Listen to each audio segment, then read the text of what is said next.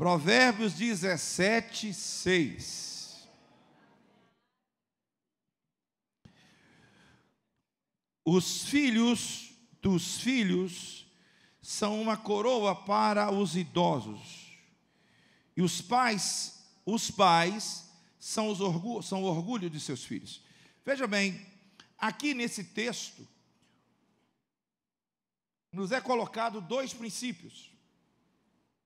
Fique com a Bíblia aberta, que daqui a pouco nós vamos ler alguns outros versículos. A Bíblia é um livro que fala da família. Presta atenção, é um livro de Deus, é a palavra de Deus, ela não contém, ela é a palavra de Deus. No entanto, de ponta a ponta, ela vai falar sobre família. Se você olhar e prestar bastante atenção nos milagres que Jesus fez, do primeiro ao último, vocês vão encontrar família ligada. O primeiro, João capítulo 2, perdão, onde vai acontecer, onde falta vinho num casamento, ou seja, família. E o último milagre que ele vai realizar, que eu não vou entender aqui, foi na própria família dele. Agora, vejam bem, nós temos que acordar e ver algo, que se Deus vai usar a palavra dele e nos mostrar a família, e aqui é importante eu frisar isso, nós não podemos fugir disso que eu vou colocar. Eu não quero levar para o lado de psicologia, eu não sou contra, pelo contrário, mas eu acho que vocês têm psicólogos aqui, e com certeza alguém vai tocar em algum ponto psicológico aqui, dentro da psicologia, para ajudar a família. Eu gostaria hoje apenas de colocar um fundamento, mais nada. E eu não posso colocar um fundamento dentro apenas da psicologia, porque eu não sou psicólogo. E nem tampouco, se eu colocasse para vocês onde a família pode chegar, eu também não posso fazer isso. Eu sou pastor, então eu vou tentar trazer a vocês uma palavra de Deus para o seu coração, para que você entenda esse momento. Só que antes de até mesmo trazer 3 princípios que eu gostaria de colocar aqui essa noite, nós precisamos retornar a uma coisa básica, o tempo que nós estamos vivendo. Se você vai à Europa, você vai encontrar um continente praticamente destruído e onde família não é o principal objetivo. Então você vai encontrar pessoas mais tristes, pessoas mais frustradas. Qualquer nível dentro da área de terapia que você for tratar, vai bater em que a pessoa, o indivíduo, ele é fruto daquilo que a família começou, ou fruto da relação com a família. Não é à toa que nós estamos vendo pessoas que às vezes estão até bem, mas carregam uma marca de derrota dentro da casa. E o que é pior, alguém vai dizer, não, mas nós estamos na igreja. Glória a Deus, nós estamos na igreja. O problema é que os exemplos que eu vou dar para vocês aqui estão na igreja. Às vezes nós achamos que alguém entrou pela igreja e resolveu todos os problemas da família. Não. Se nós pudéssemos colocar aqui quem está passando por uma dificuldade, todos nós colocaríamos que nós temos uma dificuldade na casa. Na hora que você orou, que o pastor Daniel estava orando conosco, pelas nossas famílias, todos nós lembramos de algo. Então nós não podemos colocar isso de lado. Faz parte da bênção do profeta, de Abraão, do patriarca, que nele seriam, ou seja, as famílias da terra seriam alcançadas, ou seja, Deus abençoou um homem, através dele, a família dele, para alcançar todas as famílias. Veja bem, a promessa da volta do Senhor, ela não é, apesar dela ser individual, ela também é para as famílias. Na festa, as festas do Senhor, que a Bíblia fala do Antigo Testamento, as 5 festas, 7 festas para outros, ou 7 seriam 7 mesmo, elas são festas o quê? Que reúnem a família, Deus e a família. Uma mesa reúne Deus e a família. Quando você, mas eu não vejo Deus ali, quando eu sento para almoçar ou para jantar, tá, mas Deus está ali, o problema é que muitos não estão na mesa, não estão à mesa. A própria palavra reconciliação, quando Deus vai tratar conosco sobre isso, a palavra reconciliar significa fazer assentar a mesa de novo, está ligado à família. Veja bem, quando a Bíblia fala Deus Pai, Deus Filho, isso é família. Paulo vai falar o tempo todo, o apóstolo Paulo, sobre o que é família. A questão é, apesar da expressão família ser poucas vezes usadas na Bíblia, toda a Bíblia é sobre família. porque Deus não quer perder, que você se perca. Eu vou falar algo aqui que eu sei que eu vou mexer com você, mas eu quero que você entenda. No céu, as famílias vão estar juntas. Eu sei que você vai dizer assim, como assim? Preste atenção, quando Jesus vai falar, alguém vai dizer isso é uma palavra. Não, ele falou de algo real. Ele vai dizer que está sentado Abraão, Isaque e Jacó numa mesma mesa, ou seja, o pai, o filho e o neto na mesma mesa. Então acorda para uma coisa, Deus tem o maior interesse na sua família. Deus não quer que a sua família se perca, não apenas para que você tenha um bom relacionamento com sua esposa, com seu marido, com seus filhos, com seu pai ou com sua mãe. A igreja, eu falei da Europa, mas se você for para a Ásia, é a mesma coisa. Se você chegar nos Estados Unidos, é a mesma coisa. Parece que a família está se dissolvendo. Sobrou apenas a igreja como baluarte da família. Eu não estou brincando. Hoje se discute na nação se a família, que tipo de família nós vamos ter. Como assim? Se a família tradicional, como não existe outra, me perdoe. Talvez eu saia preso daqui, não tem problema, eu vou falar a verdade, é Bíblia. Eu não posso me calar. A família é família. Eu não posso colocar de lado. Agora, aonde nós nos machucamos mais? Não é num gym, não é fazendo crossfit. Nós nos machucamos em casa, porque em casa nós amamos quem está lá. Dá um exemplo, eu gosto sempre de dar esse exemplo. Eu vou dar, vocês vão achar estranho, mas veja bem, se eu falar para você que vou pegar o presidente da República, Bolsonaro não gosta de você. Ele gosta, eu não estou falando que ele não gosta, eu estou apenas dando um exemplo. Você vai o quê? Fala, tudo bem, o que eu posso fazer?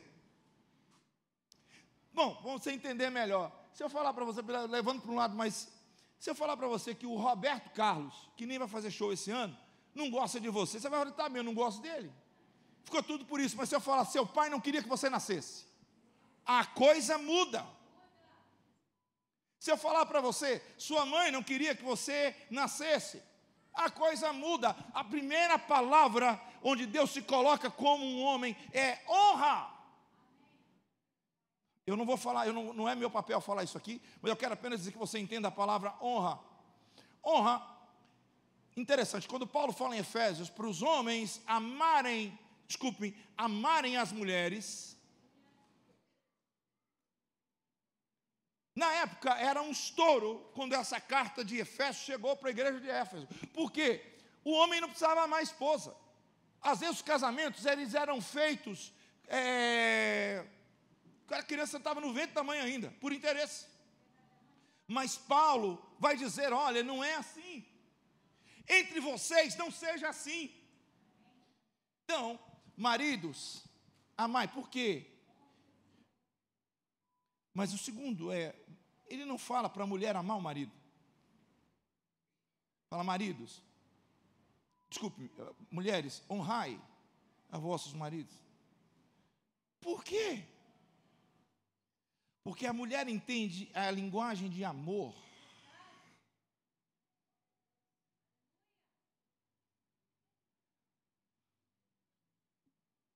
O homem entende a palavra honra. Vou falar isso de novo.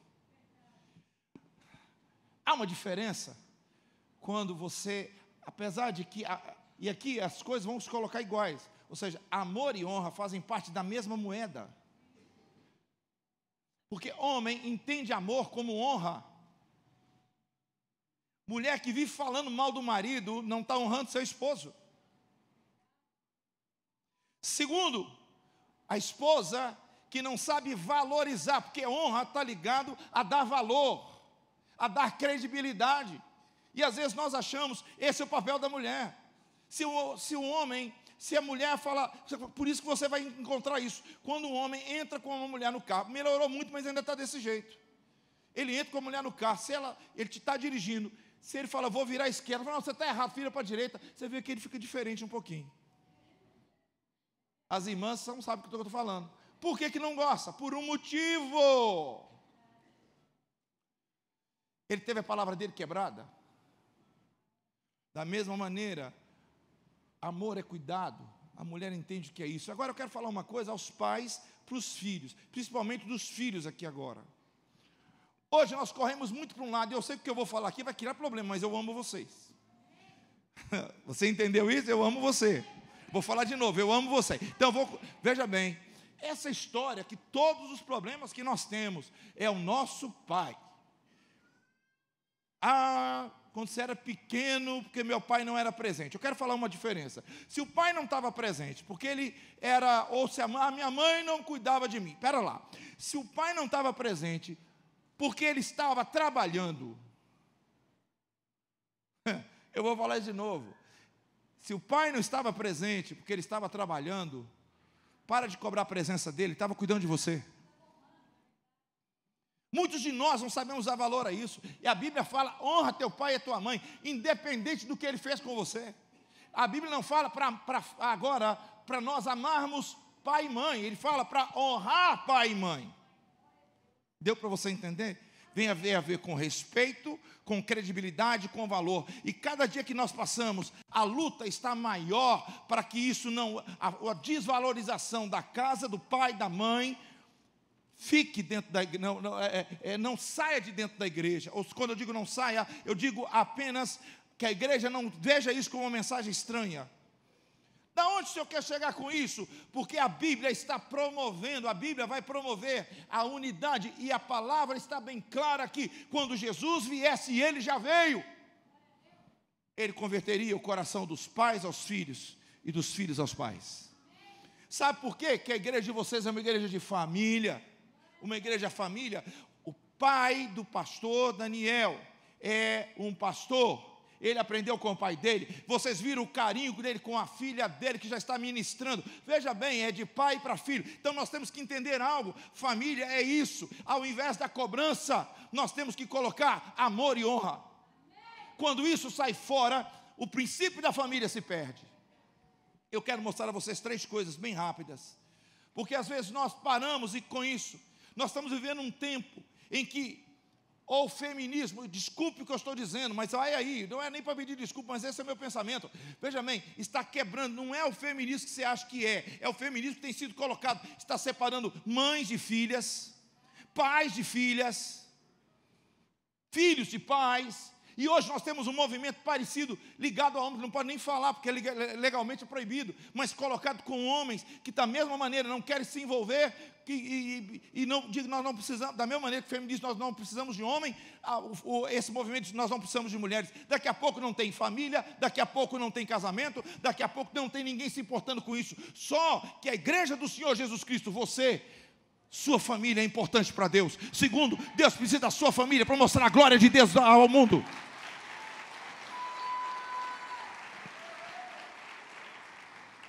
Eu quero ler com vocês 2 textos bem rápidos, 3 textos.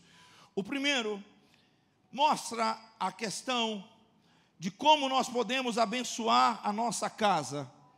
Como assim?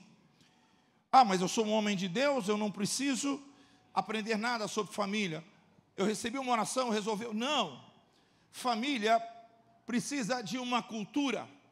Cultura é cultivo. Eu não posso colocar isso de lado, porque a graça e a glória de Deus estão naquilo que eu estou fazendo. Sabe, não dá para pensar em família e não ser individual. Eu vou tornar a dizer o que eu falei agora há pouco. O que nos machuca não é quem nos é estranho, o que nos machuca são aqueles que estão conosco. Então vamos lá, eu quero ler com vocês alguns textos aqui, bem rápidos.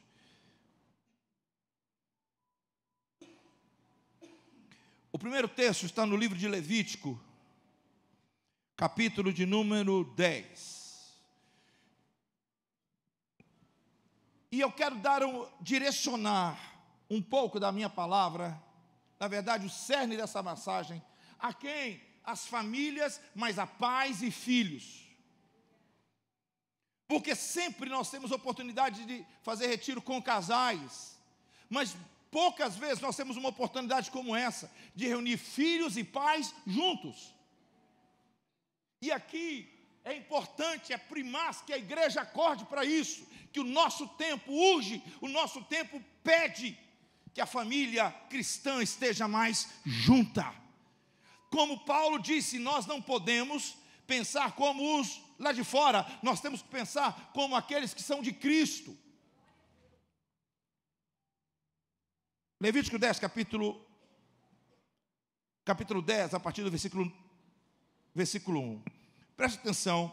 Nadab e Abiú, filhos de Arão, pegaram cada um o seu incensário, nos quais acenderam fogo, acrescentaram incenso e trouxeram um fogo profano ou estranho perante o Senhor, sem que tivessem sido autorizados. Então saiu um fogo da presença do Senhor e os consumiu. Preste atenção, que eu quero mostrar a você duas coisas.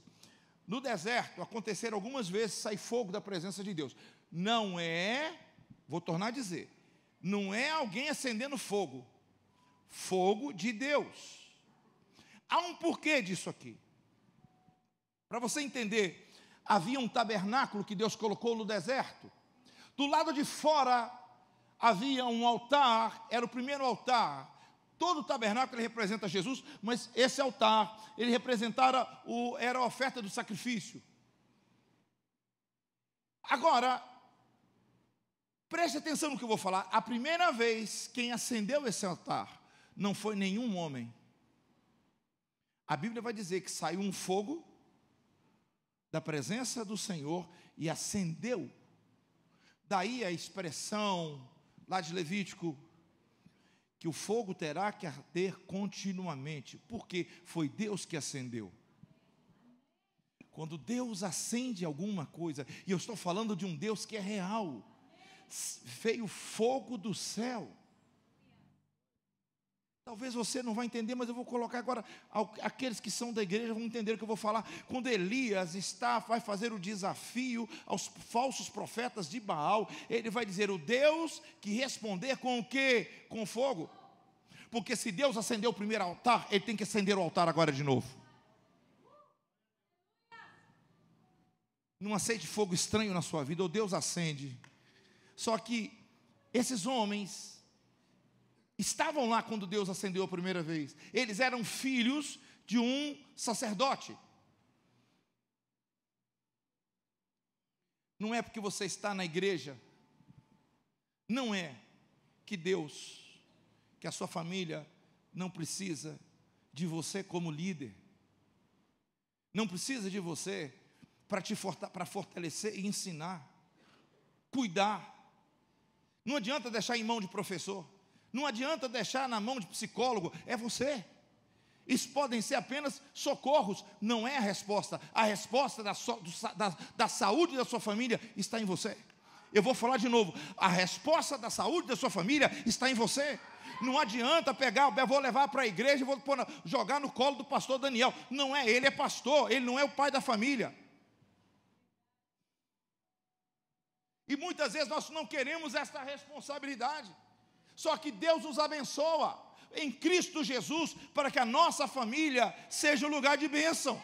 Agora, às vezes nós estamos tão ocupados sendo crentes ou cristãos que nos esquecemos que a nossa família é feita de gente que precisa de atenção, que precisa de cuidado. E que Deus não pode, eu quero ensinar a você um princípio que você nunca vai se esquecer disso. Quem pode levantar a mão e dizer comigo, Deus cuida de mim.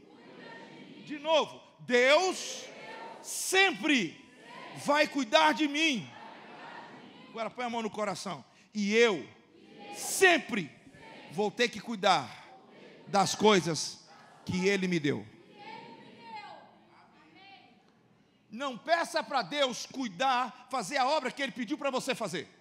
E se Ele pediu para você fazer, Ele te deu poder e capacidade para você fazer. Agora, veja o que vai acontecer aqui. Eles eram filhos do principal sacerdote de Israel, do único, na verdade do sumo sacerdote, o primeiro sumo sacerdote. Então eles sabiam que eles iam ficar o quê? No lugar do pai. O pai, e aqui mostra uma ideia de quem vem. Vamos lá. Eles tinham saído de onde? Do Egito. Quando eles saíram do Egito, esses meninos já eram rapazes. Quando você sai do cativeiro, mas o cativeiro não sai de você, você tem que cuidar 2 vezes dos seus filhos. Porque não é porque eles saíram de lá que o cativeiro não saiu deles. Não é porque você veio para a igreja ou está na igreja que os seus filhos, seus netos, ou você chegou primeiro como jovem, seu pai não precisa de você. O que eles acharam? Nós vimos Deus fazer grandes coisas, nós sabemos, mas o que? A nosso coração, a nossa visão ainda está o que? Lá no Egito. Quando as coisas do mundo ainda foram aquelas que nos direcionarem, nós vamos perder aquilo que Deus está tirando da presença dEle e jogando em nós, a presença dEle, o fogo da presença dEle em nós. Alguém pode dizer amém aqui? Agora veja, o que eles vão fazer? Vão fazer de qualquer jeito. Nós não estamos a fim de fazer do jeito que Deus mandou com o nosso pai. É um outro tempo. Nós vimos sacerdotes no Egito fazer de outro jeito. E eles o quê? Acrescentaram incenso. E a palavra no original vai dizer que eles acrescentaram incenso e um fogo. Pegaram um fogo que não era da onde eles tinham que pegar. Porque o sacerdote tinha que pegar o fogo do altar e acender todo o resto com aquela brasa do altar. Ou seja, o que Deus começou, Ele vai continuar. Eu preciso que você entenda, o que Deus começou, Ele vai continuar.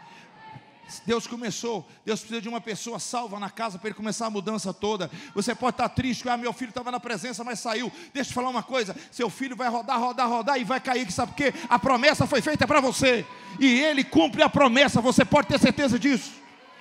Veja, a palavra de Deus vai dizer que esses 2 moços fizeram isso, e o que vai acontecer?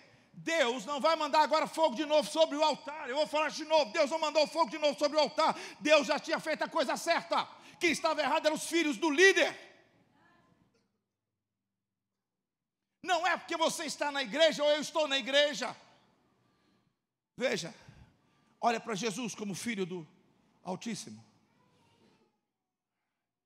Ele vai obedecer o quê? Ele vai dizer o quê? Eu só faço aquilo que eu vejo quem? Deus fazendo. Ele não vai usar essa expressão. Ele vai usar a expressão, eu só faço aquilo que eu vejo meu Pai. Deu para você entender?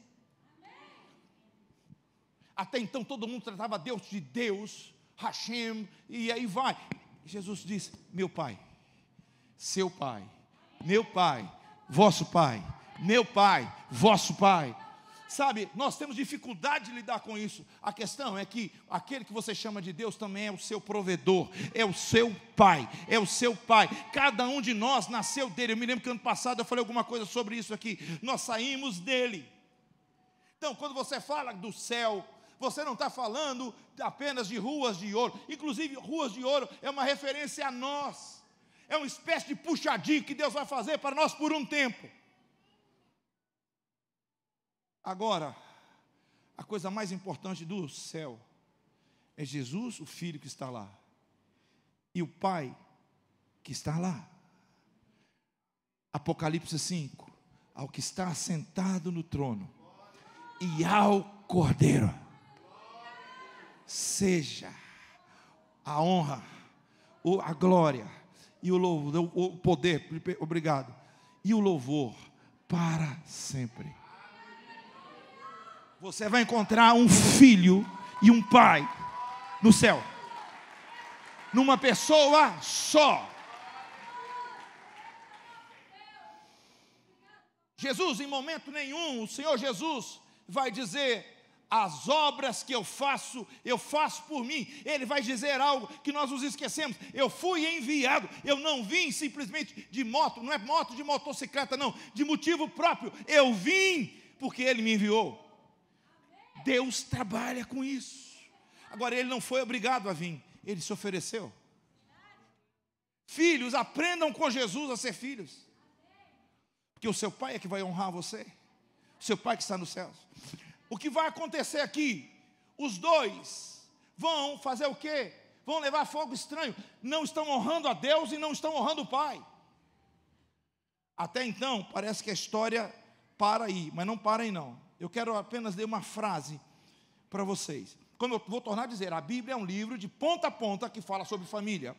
Agora veja bem, a Bíblia vai dizer, então saiu um fogo da presença do Senhor e os consumiu. Morreram perante o Senhor, diante de todo mundo, mas perante o Senhor. Isso aqui é tremendo, mas eu não vou falar sobre isso agora não. Moisés, porém, disse a Arão, Moisés, que era o líder espiritual, vai dizer, foi isto que o Senhor disse.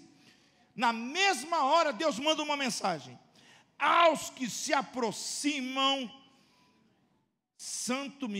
de mim santo me mostrarei, à vista de todo o povo, glorificado serei. Ele viu que o povo, o santo aqui não é simplesmente intocável, é separado.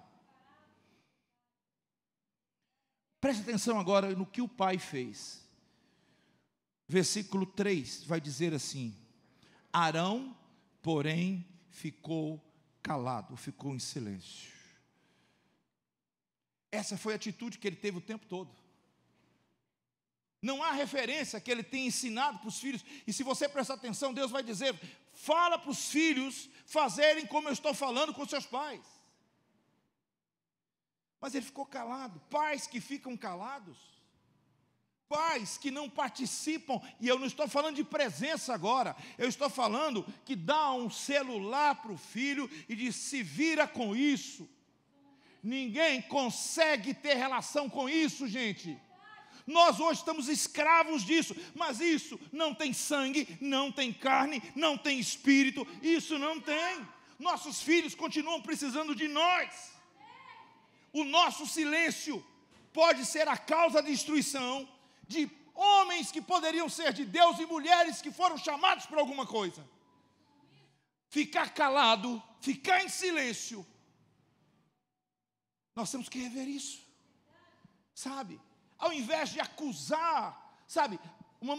Há uma maneira de eu acusar alguém, quando eu vejo problema e eu fico calado. Ah, mas eu estou orando pelo meu filho. Eu não estou falando para você voltar hoje para casa e dar uma lição de moral para o seu filho. Não é isso.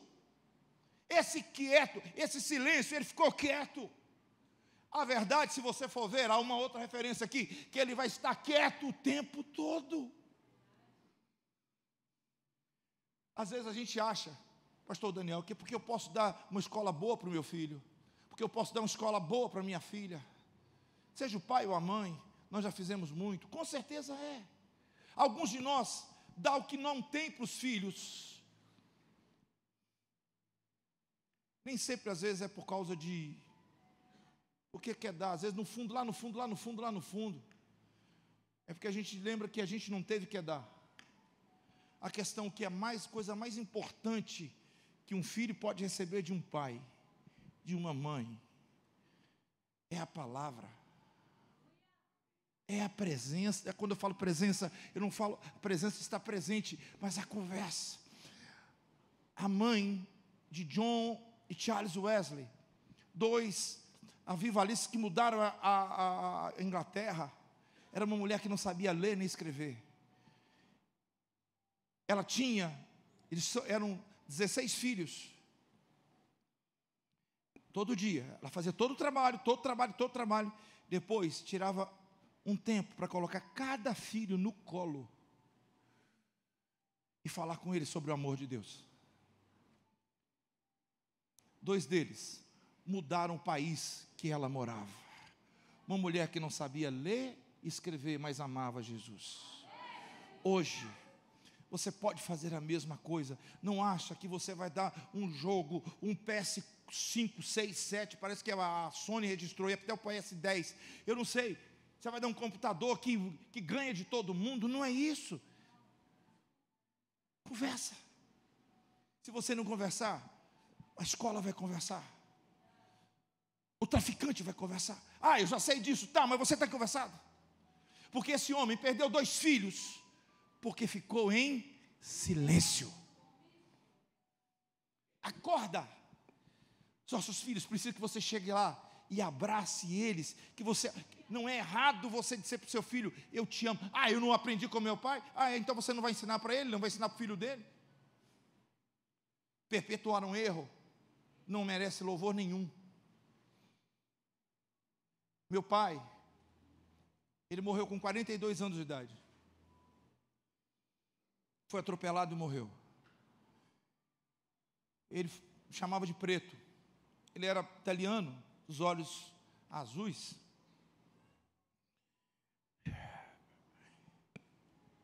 O que eu lembro dele, jogando, poucas vezes eu joguei bola com meu pai uma vez. Nem sempre ele podia estar, ele não teve nas minhas formaturas. Pergunta se eu estou magoado com ele. O cuidado que ele tinha, mesmo de longe, é essa questão de você não se calar. Não se calar nem sempre significa falar, mas significa também fazer. Seu filho precisa o quê? Ver. Eu faço o que eu vejo o meu pai fazendo. O segundo texto que eu quero ler com vocês, também é um texto de um líder da igreja, porque nós pedimos oração e Deus vai abençoar a nossa família, Deus vai abençoar a nossa casa. Mas eu quero abrir rapidamente com você aqui no livro de Samuel. Deixa-me agora conferir só o texto de verdade aqui.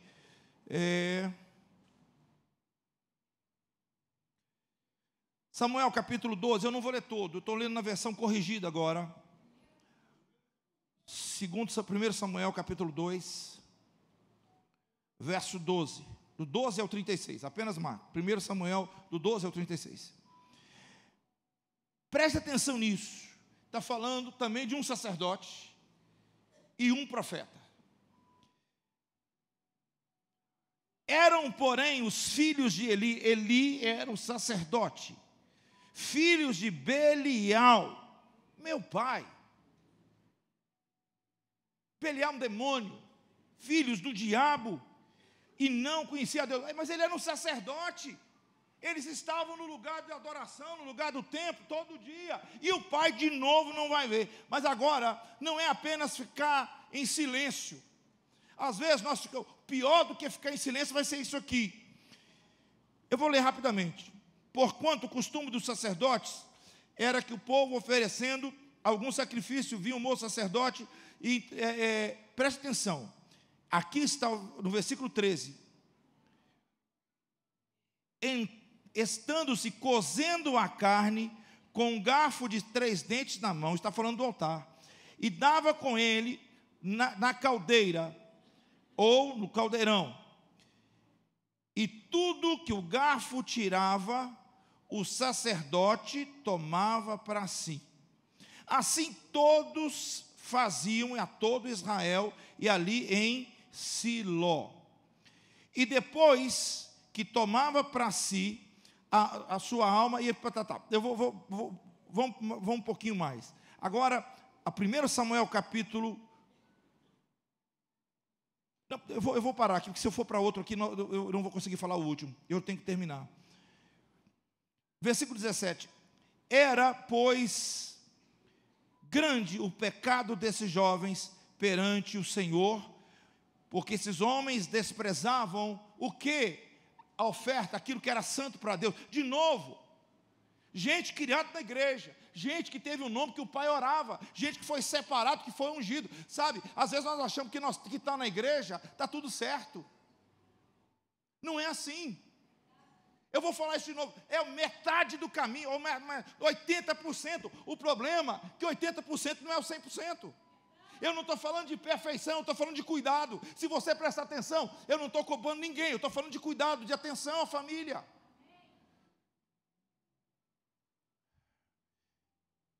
Tem uma história hoje, pastor Daniel, que é assim, a pessoa às vezes quer, meu filho é amigo do outro, que está na outra igreja, ele vai para lá, eu vou com ele. Querido, me perdoa, isso não é bíblico. É os filhos que têm que acompanhar os pais. Se você não ensinar o princípio de obediência a eles, como é que vai funcionar? Deus trabalha por obediência. Se você quebra esse princípio, acabou tudo. E às vezes é uma desculpa esfarrapada para não ir à igreja nenhuma. Porque igreja é família. É como se você disser, não, meu filho vai na outra família, deixa ele para lá. Não é assim. A Bíblia vai dizer porque que esses meninos morreram. A Bíblia vai falar que Deus vai liberar, eles vão levar, o pai teve um momento que libera a arca de Deus, e eles vão para lutar, e o pai não vai, já estava bem muito velho, e ele manda, só que a Bíblia vai dizer, que eu acabei de dizer aqui, que ele estava gordo, e quando os meninos morreram, morreu todo o exército, faltam 2, e um fala para ele, quando volta, Eli está lá, eu não vou ler porque não vai dar tempo, Eli pergunta, onde está a arca de Deus? Ele nem perguntou os filhos, ele perguntou onde está a arca de Deus. Ele falou, olha, os seus filhos morreram, o exército morreu, e a arca de Deus foi levada. E a Bíblia vai dizer que quando ele ouviu isso, ele cai para trás, e quebra o pescoço e morre. Foi um momento triste para a história de Israel. Mas veja bem, há um porquê aqui. Quando você lê isto, no original fala, eu acabei de ler que ele metia o garfo, que era parte dele, só que os filhos dele roubavam aquilo que era de Deus. E a Bíblia fala que ele comia junto o que era roubado. Pior do que é você ficar em silêncio, é você se envolver nos erros dos seus filhos. É isso aí. Às vezes, eu sei que você não tem coragem, mas dizer, filho, não é o caminho por aí. Não é para você ser grosso, duro. É para você falar com amor. Você é pai, você é mãe, porque Deus te deu essa autoridade. Quem entendeu o que eu falei aqui? Deus está... Quando o Senhor me colocou isso no coração, depois o pastor chegou perto de mim e falou, fala o que o senhor tem que falar. Eu falei, Senhor, mas essa palavra é dura para começar um congresso com isso. E o Senhor falou, vai firme. Porque as famílias vão ser consertadas com arrependimento.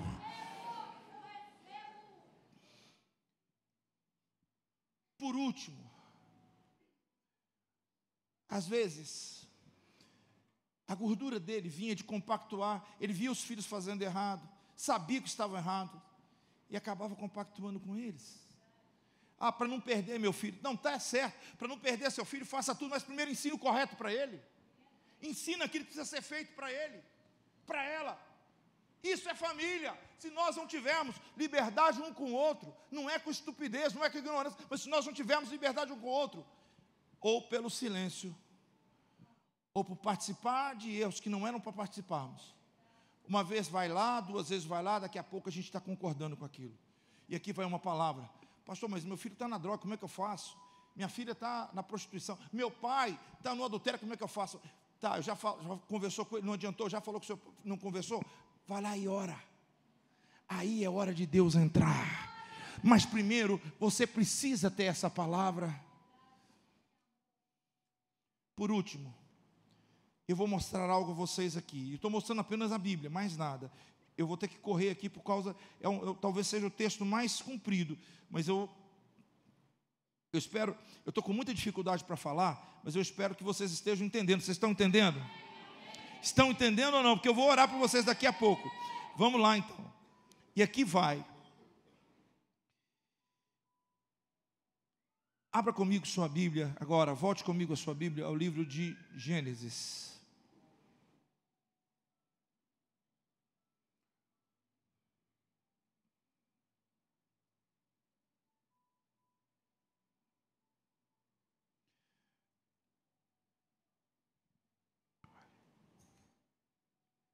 Do capítulo 8 em diante, mas eu vou ler o versículo, vou ler 3 versículos do capítulo 11.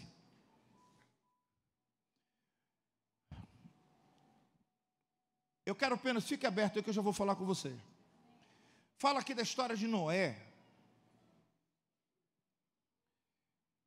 Eu quero apenas que você entenda algo sobre a história de Noé.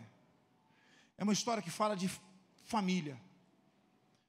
Porque a Bíblia, quando fala com Noé, a maior vitória de Noé não foi construir a arca. A maior vitória de Noé foi colocar a família dele lá. A questão é, eu acabei de falar, o primeiro princípio qual é? Se calar, não. O segundo é se envolver no erro. Qual é o terceiro princípio? A Bíblia vai dizer aqui bem claro, que Noé vai sair da arca. Eu queria ter falado lá dentro sobre a arca, e não foi. Alguém acha que a arca foi sensacional. A arca foi um lugar difícil de se trabalhar. Ele tinha que cuidar de todos os animais, dar comida para esses animais. A Bíblia não fala que houve tratamento com esses animais, que Deus mandou comida do céu, Deus mandou libertação. O cuidado continuava sendo do pai com os filhos. Lá fora estava tudo perdido, mas o trabalho estava aqui dentro. Então eu quero mostrar a nossa vida, a nossa casa como aquela arca. Ainda que esteja tudo caindo lá fora, cuide daquilo que você tem que fazer. Não é simplesmente descansar nele, no Senhor, mas o cuidado nós temos que ter. Eu quero encerrar com isso aqui. A Bíblia fala que quando eles saíram, no versículo 18, capítulo 8, não sei se é possível colocar na tela, mas tudo bem, eu vou ler aqui. Vai dizer que Noé, eu vou pegar duas passagens separadas. Quando eles saíram da arca, a primeira coisa que Noé fez, juntou a família e fez o quê? É a primeira referência que um altar é montado na Bíblia. Presta atenção. Deus tira e levanta o altar. E Deus, quando vê aquilo, fala: mas o que esse homem está fazendo? E aqui eu quero mostrar para você algo. Às vezes nós podemos surpreender Deus. O que esse homem fez? Ele juntou a família dele, levantou um altar. O que Deus fez? Quando Deus, a Bíblia fala que Deus respira aquilo. Deus, das mesmas bênçãos que Ele dá a Adão, Ele devolve a Noé. A Bíblia vai dizer que quando ele sai da arca, passa um tempo, ele planta uma vinha. Ele faz vinho, fica tonto. E aqui eu termino. Vai para a tenda dele, tonto. E a Bíblia fala que um dos filhos, chamado Cão, certo, é Cã, ele entra e vê o pai sem roupa. Era pecado, era desonra. Não é que era desonra para ele. Mas a Bíblia fala que o neto, e tem um motivo que eu estou usando esse texto. O neto, vou falar isso de novo, o neto volta. Quando ele acorda, que ele fica sabendo, os outros 2 filhos vão lá, pegam um manto, colocam e cobrem a nudez do pai. Mas quando o pai volta a si, que passa a bebedeira, ele coloca: Canaã será amaldiçoado.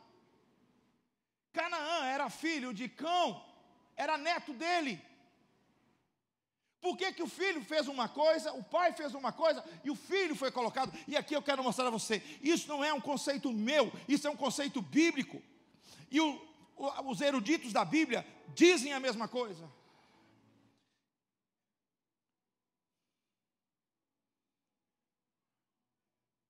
Ele entra lá, o neto entra lá e tenta se envolver com o pai, com o avô.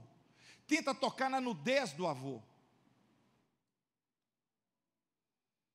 Por isso que o avô não fala para o pai, fala para o neto.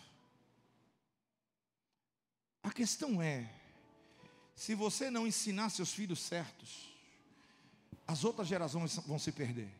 E o primeiro texto que eu li para vocês, Provérbios 16, por isso que eu não li todo esse texto, quero terminar com esse.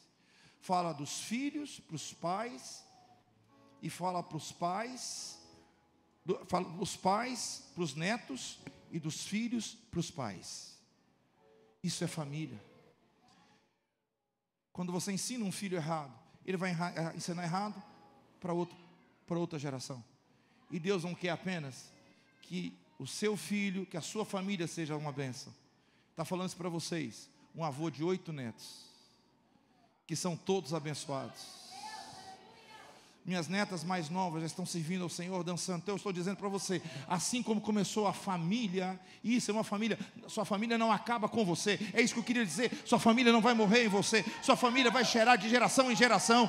Seus netos, seus bisnetos, seus tataranetos, até que o Senhor venha, serão abençoados.